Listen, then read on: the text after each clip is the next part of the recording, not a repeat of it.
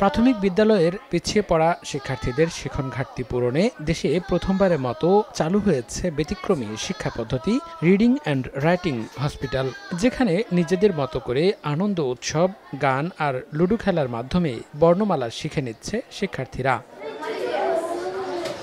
এই পদ্ধতিতে লেখাপড়ায় অন্যদের চেয়ে ভালো সেরকম ৬ জন শিক্ষার্থীকে নিয়ে করা হয় ৬টি দল। প্রতিটি দলে নিয়োগ দেওয়া হয় একজন প্রতীকী চিকিৎসক, আর এই চিকিৎসকই পিছিয়ে পড়া শিক্ষার্থীদের পড়ালেখায় সহযোগিতা করে থাকে।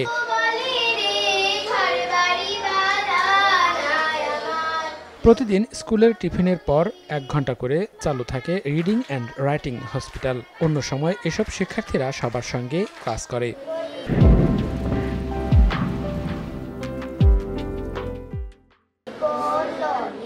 ৩ মাসের মধ্যে পিছিয়ে পড়া শিক্ষার্থীরা রিডিং অ্যান্ড রাইটিং দক্ষতা অর্জন করে লাল দল থেকে সবুজ দলে চলে আসে।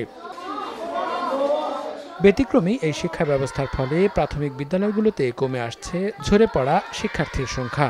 এতে খুশি শিক্ষার্থী ও অভিভাবকরা। আমার কাজ আমার সহপাঠী যারা একটু রিডিং পড়া বা বর্ণ একটু কম পারে তাদেরকে খেলার মাধ্যমে বর্ণ শব্দ শেখানো। লুডোর মাধ্যমে যারা পারে না তাদেরকে পড়ালেখা শেখায় এবং যারা পারে তাদেরকে রিডিং চেকিং রুমে নিয়ে এসে চেক করি। আগে বর্ণ চিনতাম না, এখানে এসে আমি বর্ণ শিখি। আগে আমরা কুস্তা পারতাম না স্কুলে এসে, এখন রিডিং এর রাইটিং স্কুলে এসে আমরা বাংলা কিছু কিছু পারি। আগের খুব সবল হয়েছে, তুরা সবল হয়ে গেছে, আর আশীর্বাদ করি এর তো ঊর্ধ্ব হইতো আরো। প্রাথমিক বিদ্যালয়গুলোতে রিডিং অ্যান্ড রাইটিং হসপিটাল চালুর ফলে অনেক দুর্বল শিক্ষার্থীরা উপকৃত হয়েছেন বলে জানান সংশ্লিষ্টরা।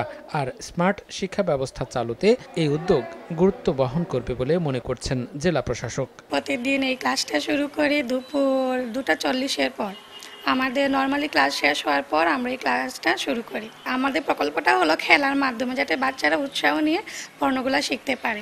এই কার্যক্রমটা চালু থাকলে আমার বিদ্যালয়ের অবশিষ্ট যে দুর্বল শিক্ষার্থী রয়েছে তাদের শিক্ষণ ঘাটতি অতি সহজেই আমরা দূর করতে পারবো। রিডিং রাইটিং হাসপাতালের উদ্যোগ সেটি সারা দেশেই ছড়িয়ে পড়বে এবং শিক্ষার্থীদের যে শিক্ষণ ঘাটতি সেই শিক্ষণ ঘাটতি দূর করে আমরা যে স্মার্ট শিক্ষা ব্যবস্থা চালু করে এই উদ্যোগটি অত্যন্ত গুরুত্বপূর্ণ ভূমিকা পালন করবে বলে আমি মনে করি।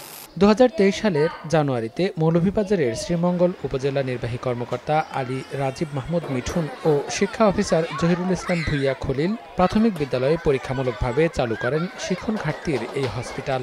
বর্তমানে শ্রীমঙ্গলের 138টি বিদ্যালয়ের মধ্যে 94টিতে রিডিং অ্যান্ড রাইটিং হসপিটাল পদ্ধতির শিক্ষা ব্যবস্থা চালু রয়েছে। সময় সংবাদ, মৌলভীবাজার।